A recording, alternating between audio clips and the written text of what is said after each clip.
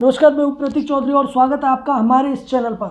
दोस्तों, जो दिल्ली के मुख्यमंत्री अरविंद केजरीवाल, उनके ऊपर जो तलवार है वो फिर से लटक गई है। ईडी ने अगला जो समन है वो भेज दिया है। ईडी ने चौथा समन अरविंद केजरीवाल को दे दिया है। वहीं पर अब अरविंद केजरीवाल को पेश होते हैं या नहीं होते हैं ये अभी देखना होगा। वहीं पर इसी के साथ में जो दूसरी खबर है वो आ रही है कि संजय सिंह का एक विश्वसनीय व्यक्ति, संजय सिंह का विश्वसनीय व्यक्ति वो अब सरकारी गवाह बनने वाला है। जिन दो बंदों के संजय सिंह नाम लेते थे, एक विवेक त्यागी और सर्वेश मिश्रा, इन दोनों का जो नाम है वो संजय सिंह लेते थे, तो उन्हीं के बारे में ये जो खबर है वो आई है कि ये लोग, इसमें से जो सर्वेश मिश्रा हैं वो सरकारी गवाह बनेंगे। अच्छा, मुझे देखिए, मैं समन के बारे में भी बात करूंगा और इसके बारे में भी बात करूंगा, लेकिन मुझे एक चीज़ याद आ जाती है इन लोगों की कि किस तरीके से यही जो अरविंद केजरीवाल हैं या फिर संजय सिंह हैं, वो कहते थे कि ये तो बच्चे हैं, इन्हें परेशान किया जा रहा है। अगर ईडी को, खासकर संजय सिंह, अगर ईडी को कोई भी जो है एक्शन लेना है वो मेरे ऊपर ले। ऐसे प्रेस कॉन्फ्रेंस में जब 4 कैमरे लगे होते हैं तब ये लोग ज़्यादा चिल्लाते हैं, ये आपको पता ही होगा, और कैमरे के सामने खासकर। हालांकि देखिए, ये जो आम आदमी पार्टी के लोग हैं उनके ऊपर कोई भी जो एजेंसी है वो अभी भरोसा करने के लिए तैयार नहीं है। क्यों? क्योंकि कहीं ना कहीं देखिए, अगर मान लेते हैं कि अरविंद केजरीवाल ने कुछ नहीं किया है, अगर अरविंद केजरीवाल ने कुछ नहीं किया है तो अरविंद केजरीवाल को ईडी के सामने पेश हो जाना चाहिए। ईडी से इतना क्यों डरना चाहिए अरविंद केजरीवाल को? आखिर किस चीज़ का डर है? क्योंकि इससे पहले भी जो समन है उसमें भी ये इसी तरीके की बातें हैं। वो करते थे कि यार मैंने तो कुछ नहीं किया है, ये पॉलिटिकली मोटिवेटेड है, मैं तो विपासना के लिए जा रहा हूँ, मैं मध्य प्रदेश जा रहा हूँ। इस तरीके की बातें इन्होंने पहले की। लेकिन अब ईडी ने चौथा जो समन है वो भेज दिया अरविंद केजरीवाल को, और मुझे जो उम्मीद है वो कम लग रही है, क्योंकि अब इस आम आदमी पार्टी, जो कि अपने आप को कहती थी कि हम भ्रष्टाचार के खिलाफ लड़ेंगे, एक जो अच्छी सरकार है वो बनाएंगे, हम कभी भी कांग्रेस के साथ नहीं जाएंगे, हम बच्चों की कसम खाते हैं, इस तरीके की बातें ये लोग करते थे। तो अब मुझे जो लग रहा है वो ये लग रहा है कि अरविंद केजरीवाल ये इस वाले संबंध में भी नहीं जाएंगे, क्योंकि अब लगातार जितने भी जो भ्रष्टाचार के मामले हैं, चाहे वो दवा घोटाला हो, चाहे मोहल्ला क्लिनिक की जो जांचें होती हैं उसका मामला हो, सभी में ये जो आम आदमी पार्टी है वो फंसती जा रही है। अब एक जो भ्रष्टाचारी होता है वो किसका सहारा लेता है? अगर जो भ्रष्टाचारी होता है वो सहारा लेता है उन्हीं लोगों का, अपने जैसे लोगों का। तो यही अरविंद केजरीवाल 90-92 नामों की जो एक लिस्ट थी वो लेकर घूमते थे कि ये लालू हैं, ये वो हैं, ये वो हैं, ये सारे के सारे भ्रष्टाचारी हैं, अगर हमारी सरकार आएगी इनके ऊपर जो सरकार है उसे एक्शन लेना चाहिए। इस तरीके की बातें हैं वो ये अरविंद केजरीवाल करते थे।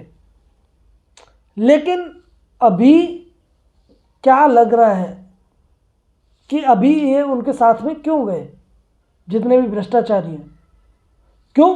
क्योंकि अरविंद केजरीवाल को खुद जो है अब अपने जैसे लोगों की, क्योंकि वो उसी कैटेगरी में आ गए भ्रष्टाचारियों की में। अगर भाई आपने कुछ नहीं किया, ईडी की सहायता करिए ना। आप पहले कहते थे अरविंद केजरीवाल सरकार में, और या फिर सरकार के शुरुआती दिनों में और सरकार में आने से पहले ये लगातार इसी तरीके की बातें करते थे कि किसी के ऊपर भी जो जांच एजेंसी है, अगर वो किसी को पूछताछ के लिए बुलाती है तो उसे पेश होना चाहिए। और अब जब ये जो जांच है वो जब खुद के ऊपर आई, अब अरविंद केजरीवाल वहां पर नहीं जा रहे हैं और जांच एजेंसी का सहायता नहीं कर रहे हैं। क्यों?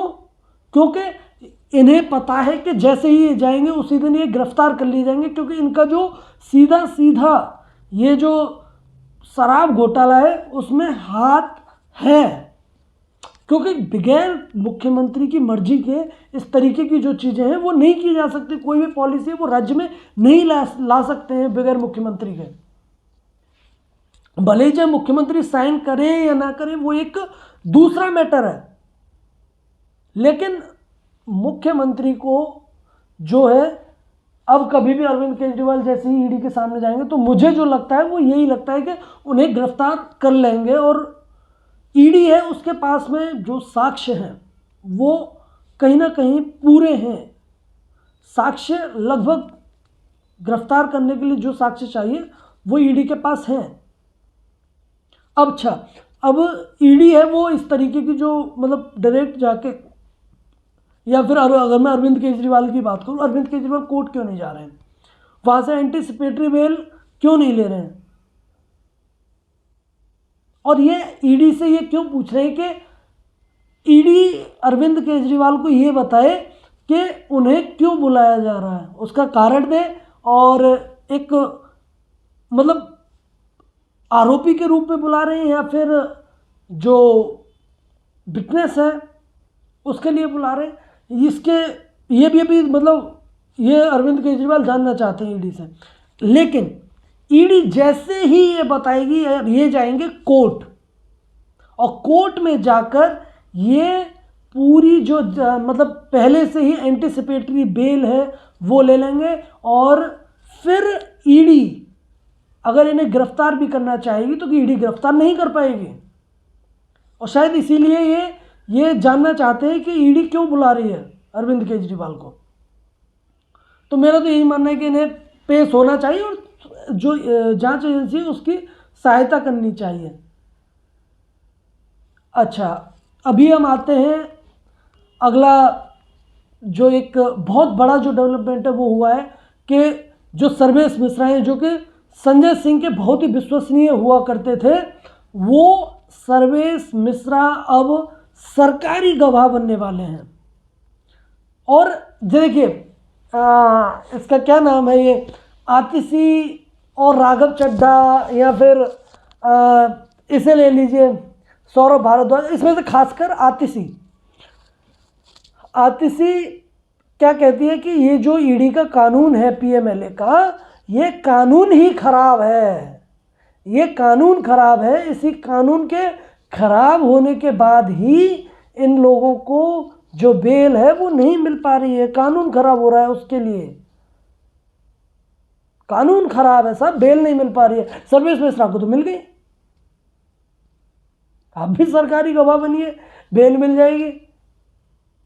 और फिर ये कोई ऐसा नहीं है कि पीएमएलए केस में, अच्छा मैं एक चीज जानना चाहता हूं कि आप पीएमएलए में संजय राउत नहीं छुटे, या फिर कितने ही नेता हैं, मैं कितनों के ही नाम ले सकता हूं जो कि इसी पीएमएलए और जो ईडी ने गिरफ्तार किया उसके बाद छुटे हैं।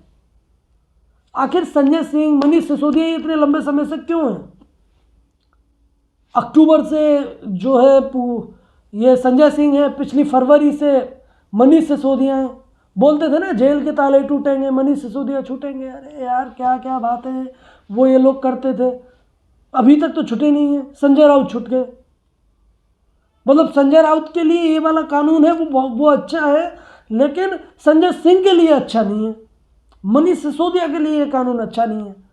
ये मैं आपको बता रहा हूं कि ये लोग हैं, ये बेवकूफ़ बनाते हैं जनता को। जितने भी ये जो चाहे आतिशी मारलेना ले लीजिए या फिर कोई भी ले लीजिए, ये लोग बेवकूफ़ बनाते हैं।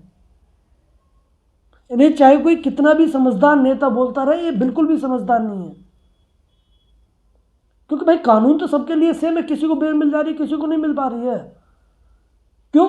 क्योंकि तुम लोगों के खिलाफ साक्ष्य बहुत ज़्यादा हैं, वो सफिशिएंट। और इसमें तो कोर्ट भी बोल चुका है कि 338 करोड़ का जो मनी ट्रेल है वो स्टैब्लिश होता है, तो 338 करोड़ की जो बात है वो तो सामने है।